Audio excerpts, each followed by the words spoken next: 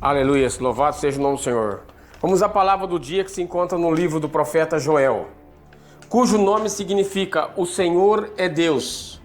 Um profeta usado para profetizar ao povo, provavelmente depois da devastação de Judá, ocasionada por uma grande praga de gafanhotos que acabou com as vinhas, árvores e campos, reduzindo e levando o povo à penúria. Joel 2, 23, 24, 25. E vós, filhos de Sião, regozijai-vos e alegrai-vos no Senhor vosso Deus, porque Ele vos dará ensinador de justiça, e fará descer a chuva temporã e a seródia no primeiro mês. E as eiras se encherão de trigo, e os lagares transbordarão de mosto e de óleo, e restituirá os anos que foram consumidos pelo gafanhoto, a locusta, o pulgão e a oruga, o meu grande exército que enviei contra vós. Aqui, irmãos, vemos uma promessa de Deus para o povo, dizendo que acabou a tristeza no campo, acabou a escassez, a falta, acabou a angústia por alimento. Vemos 4 soldados para destruição: o cortador, o migrador, o devorador e o destruidor. Irmãos, um exército capaz de acabar com qualquer nação e impor a fome. Vamos conhecer um pouco de cada um desses demônios, dessas partes. Mas primeiramente vamos ver o versículo 23, que nos diz: E fará descer a chuva temporã e a seródia, logo no primeiro mês. Irmãos, vivemos em tempos ruins, tempos de crise, tempos onde as turbulações nos têm alcançado, e muitos cristãos estão sofrendo com esta seca. Mas mesmo no dia de hoje, o Senhor tem uma palavra de conforto, uma palavra profética para a sua situação. Chegou o tempo de vitória, o Senhor manda dizer, tempo de chuvas em sua vida. Joel acabou de profetizar mudanças. Deus não erra, irmãos, em sua palavra, creia. O Senhor fará descer, fará cair a chuva temporã e seródia, mesmo nos tempos difíceis da sua vida. Chuva temporã, que quer dizer, a que vem antes do tempo. Uma chuva precoce, matura, prematura. É aquela que cai, irmãos, antes do tempo, considerado normal, fora da estação do tempo. Aquela chuva que veio para amenizar um pouco da sua seca. É aquela que prepara, irmãos, o solo para o plantio, para o solo receber a semente, para germinar. E depois da semente germinar, irmãos, já crescida, será preciso da segunda chuva para a planta se alimentar e crescer, robusta, forte para resistir ao sol e ao vento. A chuva seródia, chuva tardia, chuva que cai depois do tempo próprio, que vem bem mais tarde, fora da sua época habitual. Nessas palavras, irmão, Joel usa uma linguagem agrícola para falar com o seu povo, não só agrícola como espiritual, e prepara os corações de seu povo para germinar. No versículo 28, ele completa: derramarei do meu espírito sobre os servos e servas de meu povo.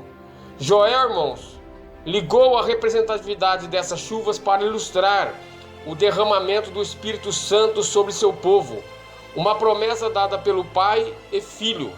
Joel profetiza em suas palavras, irmãos, mostrando ao povo que Deus agora estava restituindo, devolvendo, quer dizer, aumentando tudo que foi perdido e acabado. As suas eiras, as suas terras agora se encherão de trigos, e os lagares transbordarão de mosto. Mosto quer dizer o sumo das uvas, e de óleo. E Deus restituirá tudo o que os gafanhotos, a locusta, o pulgão e a oruga consumiu.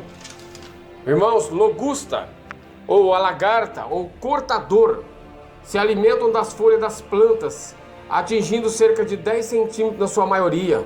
Ela muda de pele várias vezes, até atingir um ou outro estágio de sua vida. Aí passa a se tornar o gafanhoto, quer dizer, gafanhoto ou migrador.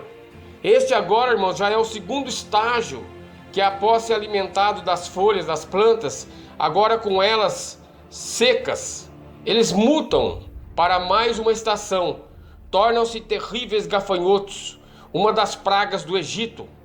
Emitem sons produzidos pelos machos por estribulação, ou seja, pelo atrito entre as partes do corpo.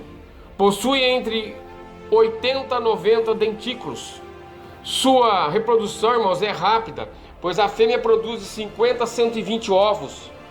O gafanhoto, ou melhor, o migrador, são conhecidos por este nome por terem pernas longas, grandes e fortes. Assim podem se deslocar facilmente para outros lugares, principalmente por voarem e ter asas longas. Eles são polígrafos, ou seja, se alimentam de vários tipos de planta. Assim, nem sequer faltará alimento para eles. Se a planta estiver sem folhas, irmãos, eles acabam comendo as pontas, a ponta dos galhos. Aí vem a terceira fase, que é o terceiro estágio. Nós vemos a locusta, ou melhor, o devorador. Agora já se foram as folhas comidas pelas lagartas, e também não há mais pontas nos galhos onde estavam os brotos. Aí é que vem a locusta, que começa a devorar o que sobrou. Começa a comer todos os galhos inteiros com uma fome voraz. Nesse estágio, a lagarta, irmãos, com seus dentes fortes e crescidos, comem todos os galhos que restou da planta. Simplesmente um devorador. E por último, o pulgão, ou melhor, o destruidor. O último estágio desse inseto, se podemos chamá-lo de inseto. Agora, o que sobrou da planta foram as cascas. Até onde a locusta não pode comer, assim o pulgão começa a comê-las. As cascas são agora a comida da vez. Seria agora a possibilidade da planta voltar a crescer e se recuperar, mas o pulgão começa a matar a árvore. Corta-se e começa a comê-la. Se a história de um homem, irmãos, quer dizer que conta que a história de um homem que perdeu toda a sua plantação de vinha pelo fogo. Toda a sua plantação foi incendiada, nada restou. Ele olhou para a plantação em fogo e muito triste ficou. Achava que havia perdido tudo, mas o seu servo muito inteligente lhe falou: patrão, não fique triste, pois a raiz da planta o fogo não consumiu, não conseguiu queimar, pois ele estava enterrada debaixo da terra e a terra a protegeu. E a primeira chuva que der, ela voltará a brotar. Choveu e logo os seus primeiros brotos, irmãos, saíram. Mas para o pulgão não tem vez, pois ele acaba simplesmente com tudo que sobrou da planta. Irmãos, Joel trouxe aqui 4 aspectos pelos quais o agricultor irá passar.